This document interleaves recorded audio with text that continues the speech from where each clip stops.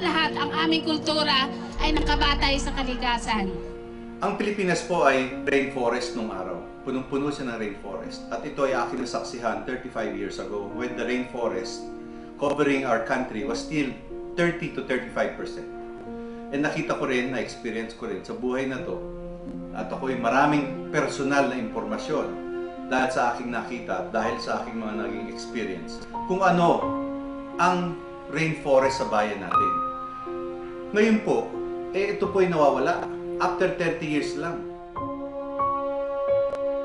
Dumating po mga Katagalugan, kami po ay napagsamantalahan at kami po ay nataboy hanggang sa kabundukan.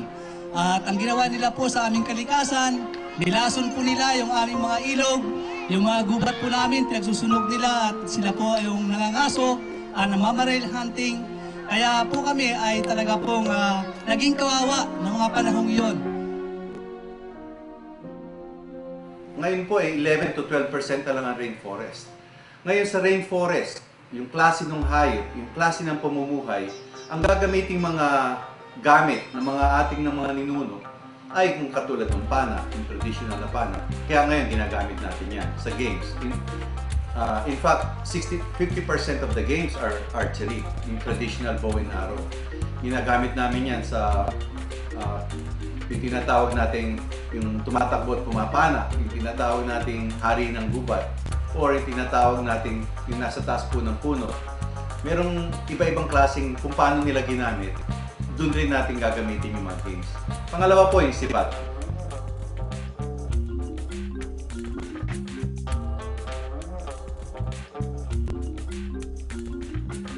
Tapos, of course, yung foot race.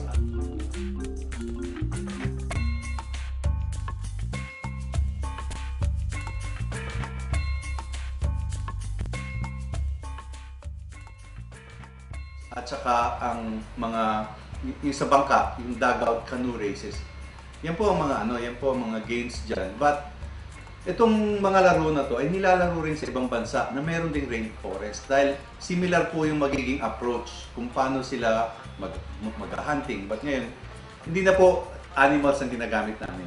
Gumagamit na kami ng Olympic targets. Ang nangyayari naman ngayon, at nakikita ng mga kabataan dahil ibinabalik namin itong mga tradisyonal laro. Nakikita nila na kung bakit kano kalakas at kakaibahan ng mga kanilang mga ninuno. Ang sarili lang magulang na nagkikwento sa kanila kung paano sila noon at kung ano na yung nawawala at kung anong natitira o paano sila nabubuhay. At yun nga rin yung ibang mga kabataan na halos nalalapit na sa kabayanan, talagang kahit yung mismong salita namin, hindi na rin nila naintindihan. Kaya man nilang intindihin, pero hindi nila kayang bigkasin. Ito yun, talagang... Dagdag ko lang siguro din, parang sa amin, unti-unti na ding nawawala yung ibang kultura. Halimbawa, yung ganitong mga kasuotan, sa mga okasyon na lang din namin nagsusuot. Dahil din minsan, hindi naman sa sinisisi yung ibang mga kapatid na taga-Patag ay nadidiskrimina. Kumbaga, halimbawa sa school, pumasok yung mga bata na ganito yung kasuotan, mapapaaway. Pero gusto, sa aming damdamin, gusto namin talagang paunlarin, pangalagaan yung aming kultura at mga kinasanayan. Ito po yung values na dapat maipasa. Ang nangyayari, ito ay nakakalimutan. Kaya nga gusto nating ibalik itong mga laro sa pamamagitan ng laro. Itong pagpapana, ganyan, para ma-enjoy ng mga kabataan, para magkaroon sila ng kanilang values na pagmamalaki, no? Kahit na dito na lang sa laro, hindi na sa pag-hunting, at least masasaksihan nila sa experience ng games na ito'y napaka sariling kanila. Ang kabataan ang palaging pag-asa ng bayan.